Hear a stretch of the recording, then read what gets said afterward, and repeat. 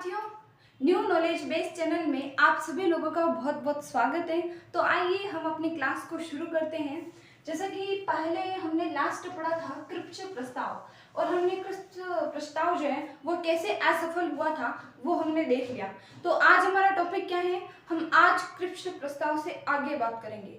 यानी जब अंग्रेजों ने सेकेंड वर्ल्ड वॉर चल रहा था तो उसमें अंग्रेजों ने अगस्त प्रस्ताव और कृच्छ प्रस्ताव को भेजा और हमने उसे रिजेक्ट कर दिया, असफल हो गया। तो उसके बाद होती क्या है परिस्थितियां। तो आज हमारा टॉपिक है सी राजगोपालाचारी फॉर्मूला, जिसे हम कहते हैं कि CR फॉर्मूला। आज हम क्या पढ़ेंगे अभी, CR फॉर्मूला। CR फॉर्मूला क्या है, फॉर्मूला, ठीक है, इस तरीके से देख लो। आज हम पढ़ेंगे CR फॉर्मूला, देन विवेल योजना, और टाइम बचेगा तो हम शिमला सम्मेलन पर भी बात करेंगे। तो CR फॉर्मूला था क्या और ये क्यों आया। तो पूरा नाम क्या है, पहले हम इसका पूरा नाम देख लेते हैं। CR फॉर्मूला को कहते हैं चक्रवर्ती राजगोपालाचारी फॉर्मूला। चक्रवर्ती राजगोपालाचारी फॉर्मूला। अब नाम से स्पष्ट हो रहा है कि ये जो व्यक्ति है वो कांग्रेसी व्यक्ति रहा होगा, बिल्कुल सही है। चक्रवर्ती राजगोपालाचारी जो है ये मद्रास प्रांत के अच्छे नेता थे जो कि कांग्रेस के थे। तो चक्रवर्ती राजगोपालाचारी फॉर्मूला लाया जाता है। सबसे पहले यही कांग्रेसी व्यक्ति है जिन्होंने स्वीकार किया कि ठीक है, जो मुस्लिम लीग अलग पाकिस्तान की मांग कर रही थी ना, तो अलग पाकिस्तान बनाया जाएगा, ऐसा प्रस्ताव जो है ये चक्रवर्ती राजगोपालाचारी के फॉर्मूले में हमें देखने को मिलता है। यही प्रथम व्यक्ति है जिन्होंने स्वीकार किया था। कैसे, वो आगे हम समझते जाएंगे। तो चक्रवर्ती राजगोपालाचारी इनका पूरा नाम है। ये जो इन्होंने जो विचार दिया उसी को हम इनका फॉर्मूला कहते हैं। तो इन्होंने क्या क्या कहा, पहले तो ये किसके परामर्श से आया, तो क्योंकि ये कांग्रेसी व्यक्ति है तो महात्मा गांधी तो मेन लीडर ही है, तो महात्मा गांधी के परामर्श से आया। महात्मा गांधी के परामर्श से जो है चक्रवर्ती राजगोपालाचारी जो है वो फॉर्मूला अपना बनाते हैं। ठीक है, महात्मा गांधी के परामर्श से आया। क्यों आया, क्योंकि उस समय जो है मुस्लिम लीग अगर इतनी पावरफुल हो गई थी कि कोई भी प्रस्ताव आता, अंग्रेज कोई भी सुधार करने के लिए कहता है तो मुस्लिम लीग जो है उसका विरोध करती, उसमें टांग अड़ाती, एक तरह से बाल की खाल निकाल देती, और उस अधिनियम, उस प्रस्ताव या वो जो भी सम्मेलन होता वो असफल होता ही था उसे। क्यों, क्योंकि आपने अगर हमें पहली क्लास देखी है तो आपके माइंड में ये है कि 1939 का जब सेकेंड वर्ल्ड वॉर हुआ था तो मैंने उसमें बताया कि उस सेकेंड वर्ल्ड वॉर में मुस्लिम लीग अकेली थी जिन्होंने अंग्रेजों का साथ दिया, और अंग्रेजों का साथ इस शर्त पर दिया कि जो मुस्लिम लीग या अल्पसंख्यकों के हितों का ध्यान रखेगी अंग्रेज। तो अंग्रेज जो है वो मुस्लिम लीग का बहुत ज़्यादा ख्याल रखने लगी, उसकी तरफ एक तरह से झुक गई। तो इसी वजह से जो है अब कांग्रेस मुस्लिम लीग को अपने सपोर्ट में करेगी, मुस्लिम लीग को अपने साथ मिलाना चाहेगी, तभी तो जाकर भारत को आज़ादी मिलेगी। क्योंकि अब परिस्थितियाँ ऐसी हो गई थी द्वितीय विश्व युद्ध के बाद कि मुस्लिम लीग यही चाहती थी, क्योंकि अब जो है मतलब द्वितीय विश्व युद्ध समाप्त होने के कगार पर था, 1945 तक आ गया था, लगभग जर्मनी ने आत्मसमर्पण कर दिया था, और यानी कि यूरोप में युद्ध समाप्त हो चुका था, जबकि एशिया में जापान जो है रंगून से लगातार बढ़ रहा था। तो ऐसी परिस्थितियों में अब आज़ाद कैसे करें भारत को, और आज़ाद करें तो मुस्लिम लीग कह रही है कि आज़ाद भारत में हमारे पाकिस्तान हमें कौन देगा, अंग्रेज चले जाएंगे तो हमारा पाकिस्तान हमें कौन देगा। तो इसी वजह से यह संवैधानिक गतिरोध उत्पन्न हो रहा था कि अब कांग्रेस कहती है हमें आज़ाद करो, हमें आज़ाद करो। अब ब्रिटेन वाले कहते हैं कि, या ब्रिटेन वाले सोचते हैं कि हम भारत को आज़ाद करें, कांग्रेसी व्यक्तियों के हाथ में छोड़े या मुस्लिमों के हाथ में छोड़े, और मुस्लिम लीग कहती है कि हमें क्या है, अपना पाकिस्तान चाहिए, हमें पाकिस्तान चाहिए। तो इसी वजह से जो है ये CR फॉर्मूला लाया जाता है, जिसमें कहा जाता है कि मुस्लिम लीग जो है, इसमें मुस्लिम लीग और कांग्रेस ये साथ मिलती है। ठीक है, मुस्लिम लीग और कांग्रेस जो है इनका मतलब मिलाप होता है या एक साथ आती है। इसमें क्या क्या बातें कही गई थी वो हम देखते हैं। तो प्रावधान क्या थे, क्या चाहते थे कांग्रेस कि उन्हें जो है CR फॉर्मूला लाना पड़ा। तो इसके प्रावधान थे या मुख्य बातें हम कह सकते हैं। प्रावधान तो अधिनियम के होते हैं, लेकिन हम यहाँ पर मुख्य बातें भी कर सकते हैं। ठीक है, मुख्य बातें क्या क्या थी वो हमें ध्यान रखनी है। पहला सीआर फॉर्मूले में कहा गया कि मुस्लिम लीग भारत को आजाद कराने में कांग्रेस का साथ दे। पहला क्या कहा गया कि जो लीग है, ये जो लीग है मुस्लिम लीग, वो भारत को आजाद कराने में कांग्रेस का बराबर साथ दे। अब क्या ये मुस्लिम लीग भारत को आजाद कराने में साथ नहीं दे रही थी? तो बिल्कुल नहीं दे रही थी। क्यों? क्योंकि जिन्ना साहब तो ये कह रहे थे कि हमें अपना क्या चाहिए, पाकिस्तान चाहिए, पाकिस्तान चाहिए। कल को अगर भारत आजाद हो जाता है तो हमें पाकिस्तान कौन देगा? तो इस वजह से जो है वो भारत को आजाद कराने में साथ नहीं दे रही थी। तो इसमें कहा गया कि भारत को आजाद कराने में मुस्लिम लीग क्या दे, हमारा साथ दे। पहला ये कहा गया, ठीक है।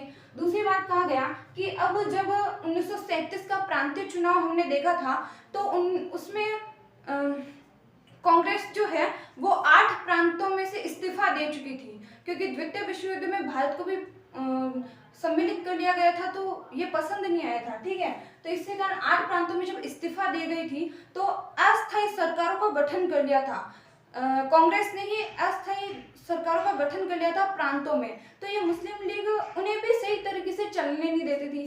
तो यहाँ कहा गया कि जो प्रांतों में अस्थायी सरकारें हैं ना, प्रांतों में जो हमने अस्थायी सरकारें बनाई हैं, अस्थायी सरकारें, उसमें भी क्या दे, मुस्लिम लीग उनको सही सफल रूप से चलाने के लिए हमारा यानी कि कांग्रेस का साथ दे। अब मुस्लिम लीग सुन रही है, ठीक है, वो कह रही कि ठीक है ये दोनों तो हम कर लेंगे, लेकिन बदले में हमें क्या मिलेगा, भाई मुस्लिम लीग को क्या मिलेगा बदले में। तो तीसरी बातें कही गई। तीसरी बात मतलब सीआर यानी कि चक्रवर्ती राजगोपालाचारी ने कहा कि आजादी के बाद जब हमें आजादी मिल जाएगी ना, आप हमें हमारा साथ दोगे और हमें आजादी मिल जाएगी, तो आजादी के बाद हम ऐसा करेंगे कि एक जो भारत है ना उस समय का भारत जो है आज के पाकिस्तान और बांग्लादेश को मिलाकर ही था। तो उस समय उन्होंने कहा कि जो उत्तर पश्चिमी पाकिस्तान है और उत्तर पूर्वी जो बांग्लादेश है ना, तो उस क्षेत्रों का जो है उस क्षेत्रों के लिए हम एक आयोग का गठन करेंगे, यानी कि एक कमीशन का गठन करेंगे। और वो कमीशन जो है वयस्क मताधिकार के आधार पर वहां की जनता से पूछेंगे कि क्या आप भारत में ही मिलना चाहते हो या पाकिस्तान में जाना चाहते हो। तो जनता की राय ली जाएगी तभी तो आजादी के बाद कहा गया कि हम जो उत्तर पश्चिमी भारत कह सकते हैं, ठीक है, और उत्तर पूर्वी जो भारत है जहाँ मुस्लिम बहुसंख्यक व्यक्ति है, वहां पर हम ऐसा करेंगे, आयोग का गठन करेंगे, ठीक है। और ये आयोग जो है उसका गठन करेंगे, ये आयोग वयस्क मताधिकार के आधार पर, भाई ऐसे ही नहीं, वयस्क मताधिकार के आधार पर, वहां की जनता के मताधिकार के आधार पर जो है, वयस्क मताधिकार के आधार पर यह निर्णय लिया जाएगा कि हम पाकिस्तान का अलग निर्माण करें, भारत से एक पृथक राष्ट्र का निर्माण करें या नहीं। ये बात कही गई थी। ये तो जिन्ना को पसंद नहीं आया था। वो कैसे नहीं आया था वो मैं बताऊंगी, ठीक है। शिमला सम्मेलन जो है वो इन प्रावधानों पर ही विचार करने के लिए लाया जाता है, जिसमें मुस्लिम लीग अपने तरीके से सोचकर इसको जो है रिजेक्ट कर देती है, वो हम देखते हैं। हालांकि शिमला सम्मेलन से पहले भी हम वेवेल योजना पढ़ेंगे और काफी सारा वेवेल योजना को ही हम देखेंगे, ठीक है। तो नेक्स्ट आप ध्यान रखना कि आजादी के बाद जो है उत्तर पश्चिमी भारत और उत्तर पूर्वी भारत में मुस्लिम बहुसंख्यक व्यक्तियों का निर्धारण करने के लिए एक आयोग का गठन करेंगे और आयोग वयस्क मताधिकार के आधार पर जो है अलग पृथक राष्ट्र का निर्माण करना चाहे तो हम कर देंगे। अब उन्होंने कहा कि ठीक है, ये जो व्यक्ति है ना, यानी कि जो उत्तर पश्चिमी भारत और उत्तर पूर्वी भारत, क्योंकि बहुसंख्यक मुस्लिम व्यक्ति है, तो ये अगर अलग पृथक राष्ट्र का निर्माण करेंगे तो हम जब भारत का विभाजन करेंगे, यहाँ कहा गया कि हम जब भारत का विभाजन होगा, समझ लो, तो भारत का विभाजन होगा तो भाई आप देख लो कि एक नॉर्मल घर में भी अगर विभाजन होता है तो वहां के जमीन जायदाद तो बढ़ती ही है, घर के सामान भी बढ़ने लग जाते हैं, वे कूलर उसका, फ्रिज उसका, ठीक है, टेबल उसकी, कुर्सी उसकी, तो सुई उसका, धागा उसका, तो इतने तक बढ़ने लग जाती है। तो यहाँ कहा गया कि जब भारत का विभाजन होता है, अलग पाकिस्तान बनता है, तो हम जो जितने भी देश में संसाधन है ना, विदेश में संसाधन बहुत सारे थे, जैसे कि रेलवे था, ठीक है, और अपन कह सकते हैं कि विदेशी मामले या जो संचार है, ये बहुत बड़े बड़े मामले वे संचार हैं, तो ये जितने भी सामान है ना, चाहे राजस्व भी है, तो इनको जो हम बैठकर यानी कि समझौते के माध्यम से देख लेंगे कि आप संयुक्त रूप से प्रयोग करें या नहीं। समझौते के माध्यम से हम निर्णय करेंगे बैठकर कि जिन्ना साहब आप क्या रखना चाहते हो और नेहरू साहब आप क्या रखना चाहते हो। तो पांचवी बात भी कही गई इसमें। पांचवी बात थी सीआर फॉर्मूले में कि जो यहाँ पर वयस्क मताधिकार होगा ना, आजादी के बाद जब उत्तर पश्चिमी भारत और उत्तर पूर्वी भारत में मतदान किया जाएगा तो वयस्क मताधिकार से पूर्व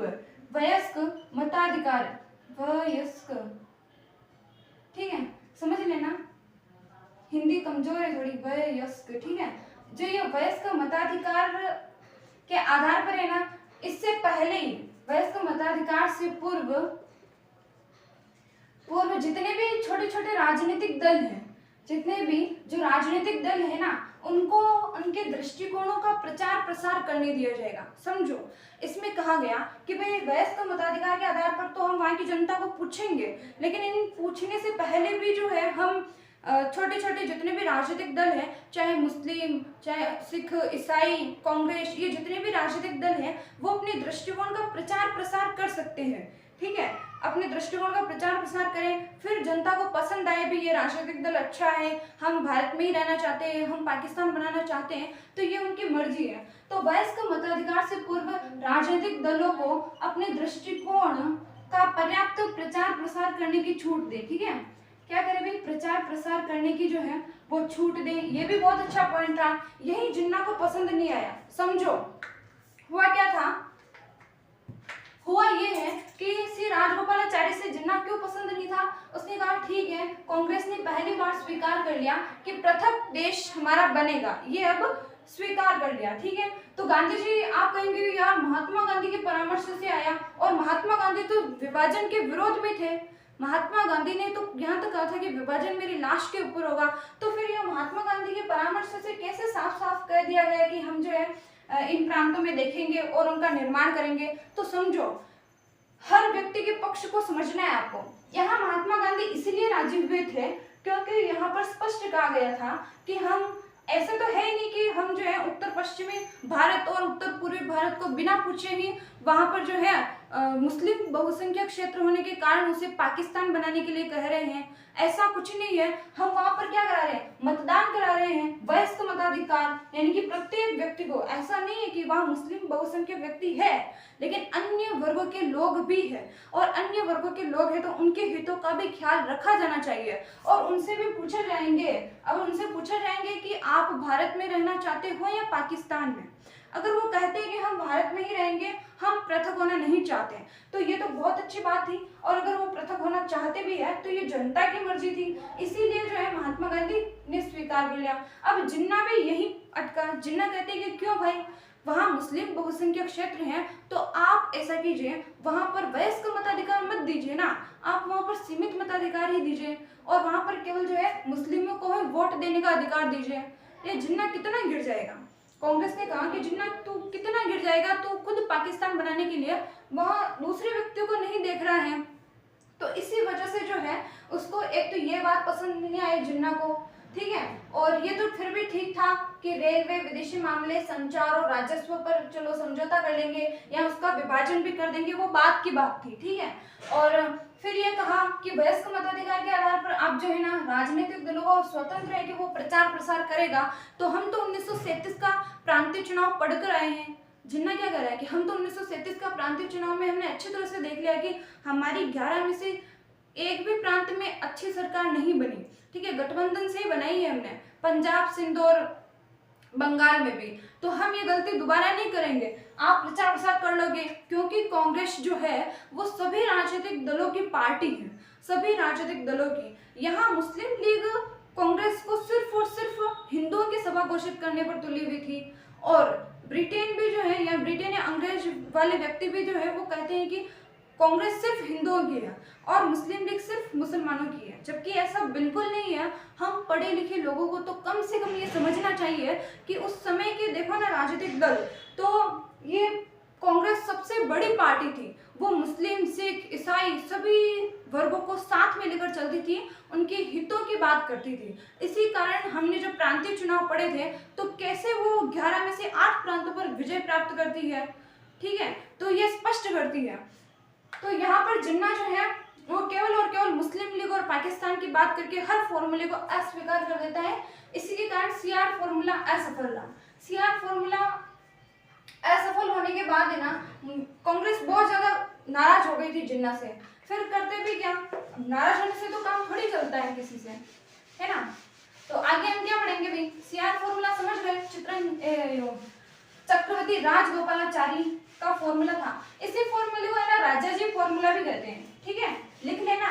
चक्रवर्ती राजगोपालाचारी फॉर्मूले को ही राजाजी फॉर्मूला भी कहते हैं, ठीक है। राजाजी फॉर्मूला नाम आ जाए तो ऐसा मत करना भी मैडम आपने नहीं पढ़ाया, तो इसी को राजाजी फॉर्मूला भी कहते हैं, ठीक है। नेक्स्ट हम पढ़ते हैं वेवेल योजना, वेवेल प्लान या वेवेल योजना। ये छोटे छोटे टॉपिक है लेकिन क्वेश्चन बहुत अच्छे बनते हैं, तो आप इन्हें समझिएगा। वेवेल योजना, अब देखना चक्रवर्ती राजगोपालाचारी फॉर्मूला मैंने नहीं बताया है तो लिख लेना कि वो 10 जून 1944 को आया था, ठीक है। सीआर फॉर्मूला, सीआर फॉर्मूला काफी सारी बातें बतानी होती है तो कुछ माइंड से स्लिप हो जाती है, तो ठीक है। 10 जून 1944 को आया था सीआर फॉर्मूला, चक्रवर्ती राजगोपालाचारी फॉर्मूला।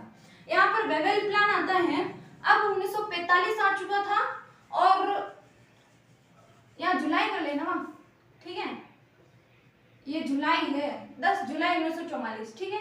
ये आता है 4 जून 1945 को, यानी कि जब द्वितीय विश्व युद्ध लगभग जो है वो समाप्ति की कगार पर था, एशिया में चल रहा था, यूरोप में समाप्त भी हो चुका था क्योंकि जर्मनी ने आत्मसमर्पण कर दिया था। जापान आत्मसमर्पण करेगा 15 अगस्त 1945, 15 अगस्त 1945 को जब जापान आत्मसमर्पण कर देगा ना, उस पर बमबारी कर देंगे अमेरिका, तो जापान जब आत्मसमर्पण करेगा तब द्वितीय विश्व युद्ध समाप्त हो जाएगा। अब यहाँ पर समझना वेवेल योजना, आप कहेंगे भी ये लॉर्ड वेवेल को क्या सूझ गए कि ये वेवेल योजना लाया था। इस वेवेल योजना को ही कहते हैं वैभव योजना, ठीक है। इस वेवेल योजना को ही कहते हैं वैभव योजना, ठीक है। दूसरा नाम इसका ये आप समझ गए। ये जो वेवेल था ना, वेवेल, लॉर्ड वेवेल उस समय भारत का वायसराय था। लॉर्ड वेवेल क्या था, भारत का वायसराय। वायसराय कब बना था ये भारत का वायसराय, तो ये बना था अक्टूबर 1943 में, ठीक है। पहले मैं लॉर्ड वेवेल की मानसिकता आपको बता दूंगी तो आपको पता चल जाएगा कि ये लॉर्ड वेवेल क्या योजना लेकर आया था।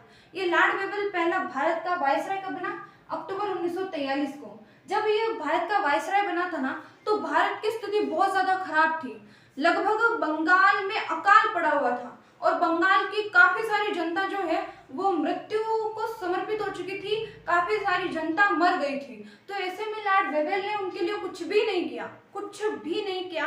फिर ये 1945 में वेवेल योजना क्यों लाता है, तो वेवेल इसको जरूरत पड़ी, इसका स्वार्थ था।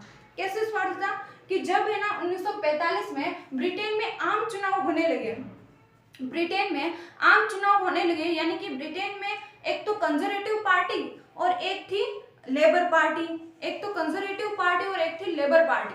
तो अभी जब हम वेवेल योजना की बात कर रहे थे तब कंजर्वेटिव पार्टी सत्ता में थी। तो अब जैसे इनका स्वार्थ पड़ा कि तो ये 1945 में वेवेल योजना लेके आए। अब इनका स्वार्थ क्यों पड़ा भाई, क्या भारतीय लोग इनको वोट देने वाले थे जो इनको मंशा थी, ऐसा नहीं था। चुनाव में भारतीय लोग वोट नहीं देंगे, लेकिन ब्रिटेन में काफी सारे भारतीय ऐसे थे जो कि अपने भारतों से जुड़े हुए थे और काफी सारा उनका मेल मिलाप था। तो अगर अंग्रेज लोग भारत में कुछ सुधार करते हैं तो वहां के भारतीय जो है उनको वोट देंगे। इसी तौर पर हमने देखा कि साइमन कमीशन जब भारत आया 1928 को, 1928 को जब साइमन कमीशन भारत आता है तो उनके साथ एक व्यक्ति और क्लीमेंट एटली, ठीक है, जो कि लेबर पार्टी का व्यक्ति था। क्लीमेंट एटली भारत का पुराना दोस्त भी था, ठीक है। तो ये साइमन कमीशन के साथ आता है और भारतीयों के, क्योंकि उस समय कंजर्वेटिव पार्टी सत्ता में थी, लेबर पार्टी नहीं थी, इस कारण जो मतलब क्लीमेंट एटली ने केवल और केवल भारतीयों के हितों का मुद्दा उठाया।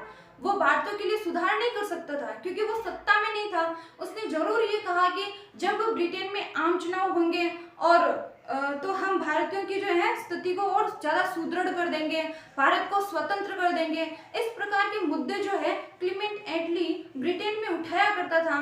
तो यहाँ पर कंजर्वेटिव पार्टी जो है विंस्टन चर्चिल, वो उसमें ब्रिटेन का प्रधानमंत्री था, तो वो परेशान हो गया भी अब की बार लेबर पार्टी जीत जाएगी क्योंकि उसका जनता से बहुत ज्यादा सपोर्ट है और भारतीय लोगों का भी बहुत ज्यादा सपोर्ट है। हालांकि अपने भारतीय वहां पर वोट नहीं कर रहे थे, लेकिन वहां के जो यहाँ के भारतीय जो ब्रिटेन में बैठे थे वो उनके साथ बहुत ज्यादा जुड़ गए थे। किसके साथ? क्लीमेंट एटली के साथ, लेबर पार्टी के साथ। तो वेवेल कहता है कि यार हम तो पार्टी से ही चले जाएंगे, तो क्योंकि ये सत्ता में है तो ये भारतीयों के लिए हितों के लिए मुद्दा नहीं उठाएगा, ये एक योजना लाएगा, ये एक प्लान लाएगा।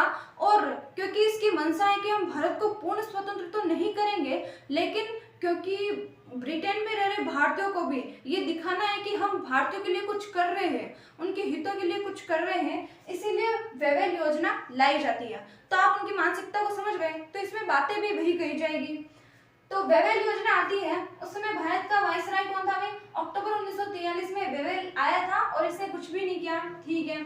अब ये जो है जैसे आम चुनाव पास में आया और ये मार्च 1943 में ब्रिटेन चला जाता है, सॉरी 1945 में, ठीक है।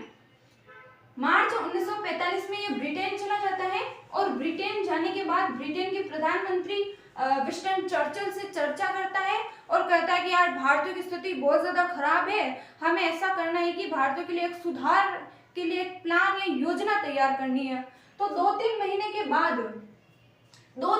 के बाद ही है जून 1945 में, ठीक है, जून 1945 में जो ये वायसराय जो लॉर्ड वेवेल है ना, ये रेडियो के माध्यम से, अब भारत नहीं आएगा, ये चला गया, तो रेडियो के प्रसारण के माध्यम से वेवेल प्लान को प्रस्तुत कर रहा है। रेडियो के प्रसारण के माध्यम से ये वेवेल प्लान को प्रस्तुत करेगा। एकमात्र वेवेल योजना इसीलिए इंपोर्टेंट है क्योंकि उस समय भारत के वायसराय लॉर्ड वेवेल और भारत सचिव जो कि ब्रिटेन में बैठता था उस समय था आर्मी, ठीक है।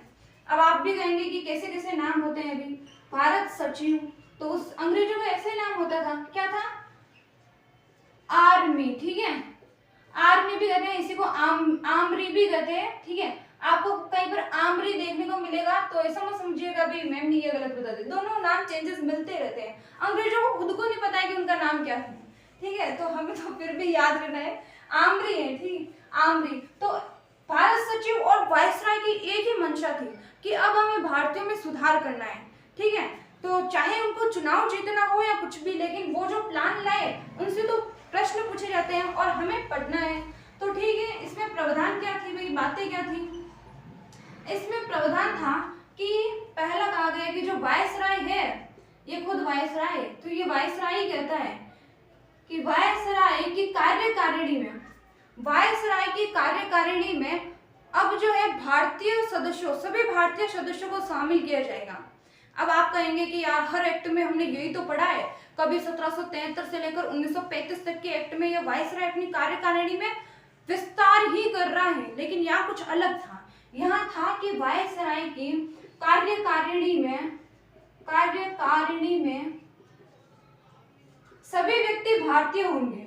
इसमें कहा गया कि वायसराय की कार्यकारिणी में सभी व्यक्ति जो होंगे, सभी व्यक्ति वो भारतीय होंगे। यानी कि पहले क्या भारतीय नहीं थे? बिल्कुल नहीं थे, पहले सभी व्यक्ति भारतीय होंगे, ठीक है। तो पहले है ना, वायसराय की कार्यकारिणी में एक वायसराय होता था और जितने भी भारतीय होते थे और उतने आधे जैसे आधे अंग्रेज होंगे, आधे भारतीय होंगे। तो यहाँ कहा गया कि अब जो है हम अंग्रेजों को नहीं रखेंगे, वायसराय की कार्यकारिणी में सिर्फ और सिर्फ जो है सभी व्यक्ति भारतीय होंगे। केवल वायसराय स्वयं, यानी एक तो वायसराय स्वयं और एक सैन्य प्रमुख यानी कि कमांडर ऑफ चीफ,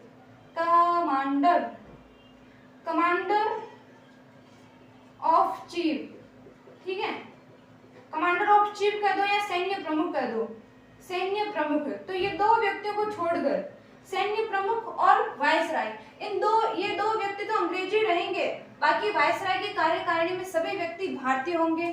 ठीक है भाई, पहला अच्छा काम किया गया था कि वह वायसराय, पहले तो कार्यकारिणी में आधे अंग्रेज आधे भारतीय होते हैं, लेकिन वेवेल योजना में कह दिया गया कि वायसराय की कार्यकारिणी में सभी व्यक्ति भारतीय होंगे, केवल वायसराय और कमांडर इन चीफ सैन्य प्रमुख जो है वो जो है केवल अंग्रेज होंगे। ठीक है, अब यहाँ कहा गया कि सभी व्यक्ति भारतीय होंगे ना, उसमें कौन कौन होंगे? भारतीय में तो भारत जो है वो विविधताओं का देश है, तो आप बताइए, थोड़ा स्पष्ट कीजिए कि भारतीय कौन कौन होंगे। तो यहाँ कहा गया कि जो भारतीयों के लिए कहा गया कि स्वर्ण हिंदू, यहाँ केवल हिंदू नहीं लिखा, स्वर्ण हिंदू, हिंदुओं में जो अपर कास्ट होती है ना, तो स्वर्ण हिंदू जो है वो मुस्लिमों के बराबर होंगे, स्वर्ण हिंदू मुस्लिमों के बराबर होंगे। अब आप देखो उस समय है ना हिंदुओं की संख्या बहुत ज्यादा थी, फिर भी मुसलमानों को या मुस्लिमों को इतना दिया गया कि स्वर्ण हिंदू के बराबर होंगे। यहाँ मेरा उद्देश्य सिर्फ और सिर्फ आपको वेवेल योजना अच्छे से समझाना है। हम पढ़े लिखे लोगों से ये उम्मीद है कि इस पर कोई भी बहस नहीं होगी, ठीक है, क्योंकि हमारा एक ही आइडिया है कि हमें समझना है कि क्या क्या कहा गया था, इससे प्रश्न पूछा जाता है और हमें जो है नौकरी लगना है सिर्फ, ठीक है। तो स्वर्ण हिंदू जो है वो मुसलमानों के या मुस्लिमों के बराबर होंगे, ऐसा किसमें कहा गया? वेवेल योजना में, ठीक है। अब इसमें कहा गया कि केवल हिंदू और मुसलमान दो पार्टी तो है ही नहीं, यानी कि कांग्रेस और मुस्लिम लीग, ये देख लेते अपन, ठीक है, ये अच्छा बढ़ रहेगा। जो कांग्रेस और मुस्लिम लीग जो है केवल ये दो पार्टी तो है ही नहीं, इसके अलावा और भी छोटी छोटी पार्टियां हैं। तो इसमें कहा गया कि जितने भी छोटी छोटी पार्टियां हैं उनको भी पर्याप्त प्रतिनिधित्व दिया जाएगा। यानी कि इसके बाद तो हम देखते हैं कि हिंदू महासभा भी है B.R. अम्बेडकर की, तो ऐसे छोटी छोटी पार्टियां और थी, सिखों के लिए अलग थी, ठीक है, ईसाइयों के लिए अलग पार्टी थी। तो छोटी छोटी जो दल हैं, दलों को भी पर्याप्त प्रतिनिधित्व दिया जाएगा, ठीक है भाई, पर्याप्त प्रतिनिधित्व दिया जाएगा, ये भी अच्छी बात थी, ठीक है। तीसरा कहा गया कि वायसराय के पास है ना, वायसराय, तो वायसराय के पास प्रतिरक्षा विभाग रहेगा। ये प्रतिरक्षा का जो विभाग है ना, ये केवल और केवल वायसराय के पास ही रहेगा। बाकी सब विभाग जो है वो हम भारतीयों को सौंप देंगे, बाकी सब विभाग पर स्वतंत्र रूप से जो है भारतीय काम करेंगे, ठीक है। आपको यहाँ समझना है, फिर किसी भी किताब से उठाकर पढ़िएगा, आपको बिल्कुल समझ में आ जाएगा, ये मेरी गारंटी है, ठीक है। तो वायसराय जो है उसके पास केवल प्रतिरक्षा विभाग रहेगा, बाकी सभी जो विभाग है वो भारतीयों को दे दिए जाएंगे, ठीक है। भारतीय लोग काम करें स्वतंत्र रूप से, एक तो ये कहा गया।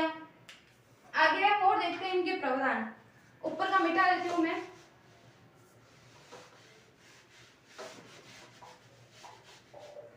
तो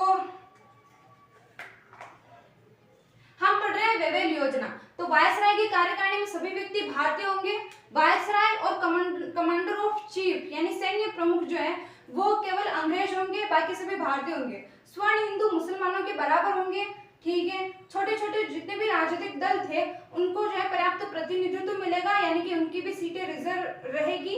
और वायसराय के पास प्रतिरक्षा विभाग रहेगा, बाकी सभी विभाग भारतीय के लिए होंगे, ठीक है।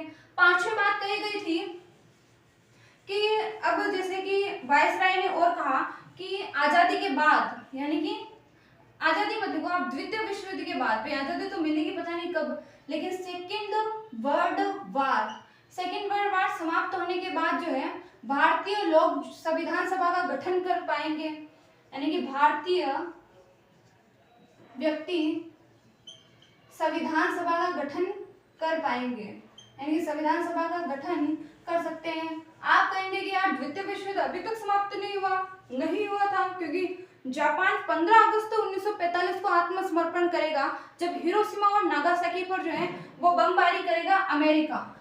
क्यों बमबारी करेगा? क्योंकि जापान ने पर्ल हार्बर नाम के एक बंदरगाह है अमेरिका का, तो उसको उड़ा दिया था, वो द्वितीय विश्व युद्ध की बात है। हम यहाँ समझते हैं कि सेकेंड वर्ल्ड वॉर समाप्त होने के बाद चलो भारतीय व्यक्ति जो है अपनी संविधान सभा का गठन करेंगे। फिर वेवेल प्लान में कहा गया कि एक कार्यकारिणी परिषद का गठन किया जाएगा। अब ये कार्यकारिणी परिषद कौन सी होगी भाई? ये कार्यकारिणी परिषद को ही अंतरिम सरकार भी कहते हैं, ठीक है, अंतरिम सरकार। तो वायसराय लॉर्ड वेवेल ने कहा कि आपके लिए कार्यकारिणी परिषद का गठन करेंगे, यही अंतरिम सरकार के रूप में कार्य करेगी और ये तब तक कार्य करेगी जब तक आप भारतीय लोग जो हैं, यहाँ भारतीयों में सभी आते हैं, कांग्रेस पार्टी, मुस्लिम लीग, अन्य अल्पसंख्यक जितने भी दल आते हैं, उन सभी को हम एक ही शब्द से प्रेजेंट करेंगे, भारतीय व्यक्ति। ठीक है, तो यहाँ कहा गया है कि आप अंतरिम सरकार या कार्यकारिणी जो के मेंबर है वो तब तक कार्य करेंगे जब तक सभी भारतीय व्यक्ति एक मत होकर संविधान सभा का निर्माण नहीं कर लेते, उस पर राजी नहीं हो जाते हैं, तब तक जो है वो अंतरिम सरकार कार्य करेगी। बहुत अच्छी बात थी, तब से तो हम कह ही रहे थे कि हमारे लिए संविधान सभा का गठन करो, अंतरिम सरकार का गठन करो। वेवेल योजना में बहुत तरीके से सलीके से इसको प्रस्तुत किया गया, लेकिन वेवेल जानता था कि ये मुस्लिम लीग मानने वाली नहीं है, तो ये भी असफल होने के कगार पर ही थी। लेकिन क्योंकि उसे तो दिखावा ही करना था, उसको चाहिए क्या था, मैंने बताया कि वेवेल की मानसिकता थी कि हमें ब्रिटेन में चुनाव जीतना है, तो उसके लिए तो ये प्रस्तुत किया जा रहा है। इसके अलावा और भी कुछ था क्या इसमें?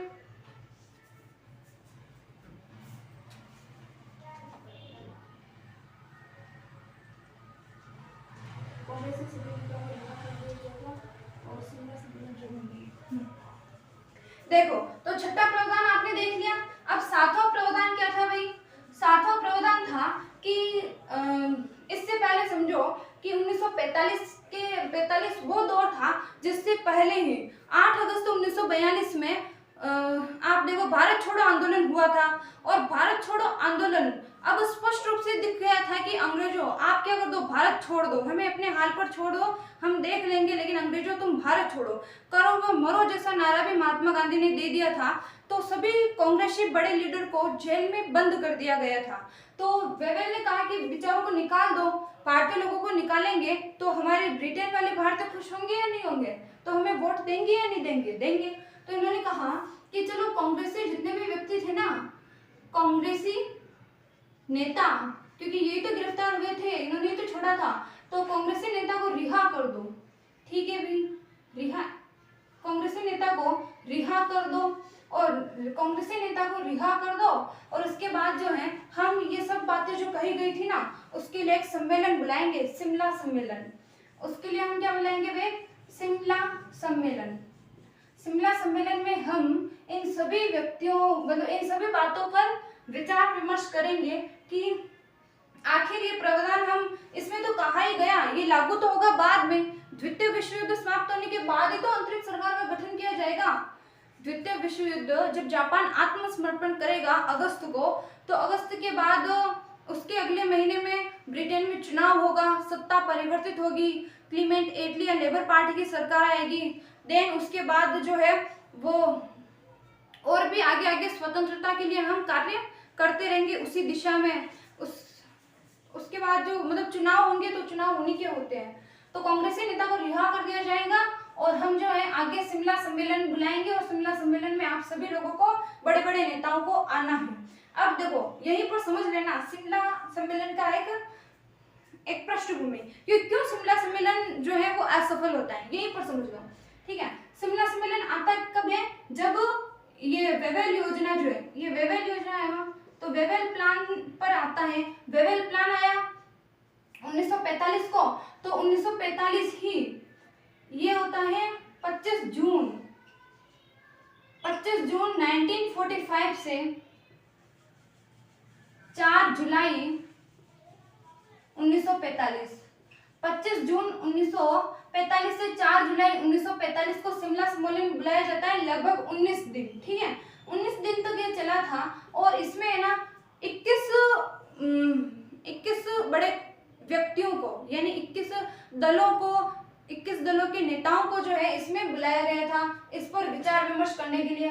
तो शिमला सम्मेलन इतना रद्द था कि 3 दिन इसकी बैठकें हुई, और सभी व्यक्ति अपने अपनी डबली अपना अपना राग गाने लगे कि मुझे ये चाहिए, मुझे वो चाहिए, मुझे ये नहीं चाहिए, मुझे इस प्रावधान से आपत्ति है। ऐसा करके इसको जो है बेचारे को रद्द ही करना पड़ा। तो शिमला सम्मेलन जो बुलाया गया ना, तो उस समय पहले तो ये देख लो कौन कौन व्यक्ति सम्मिलित थे। तो कांग्रेस के थे हमारे मौलाना अबुल कलाम आजाद, जवाहरलाल नेहरू, ठीक है, ये कांग्रेस से दो बड़े व्यक्ति थे, सरदार पटेल भी थे, ये भी याद कर लो। और तीसरा था मुस्लिम लीग। मुस्लिम लीग से कौन कौन थे? जिन्ना तो आएगा ही आएगा, तो मोहम्मद अली जिन्ना। उसके बाद था खान अब्दुल गफ्फार खान, ठीक है, ये भी था, जिन्होंने लाल कुर्ती दल चलाया था। ठीक है, तो ये दो व्यक्ति मुस्लिम लीग से थे। उसके बाद एक व्यक्ति और था जो कि अलग पार्टी से था, उसका नाम था तारा सिंह। आप कमेंट करके बताइए तारा सिंह किस पार्टी से था। ठीक है, इसके अलावा छोटे छोटे और दल थे, जैसे हिंदू महासभा, जो सभी वर्गों को इसमें पर्याप्त प्रतिनिधित्व दिया गया। मेन क्या था, शिमला सम्मेलन असफल क्यों हुआ? ये मुस्लिम लीग जो है ना, उन्होंने सरदम जिन्ना आया और जिन्ना ने कहा कि देखो ना वेवेल जी, आपको एक बात कहें, आपने कहा कि वायसराय की कार्यकारिणी में सभी व्यक्ति भारतीय होंगे, हमें पसंद आ गया। फिर इसमें कहा कि स्वर्ण हिंदू, इस पर उन्होंने कहा कि यार स्वर्ण हिंदू जो है वो मुसलमानों के यानी मुस्लिमों के बराबर होंगे। तो आप एक बात बताइए, आपने सभी हिंदू नहीं लिखा है, आपने स्वर्ण हिंदू लिखा है। इसके बाद आप कह रहे हो कि छोटे छोटे राजनीतिक दलों को भी पर्याप्त प्रतिनिधित्व दिया जाएगा।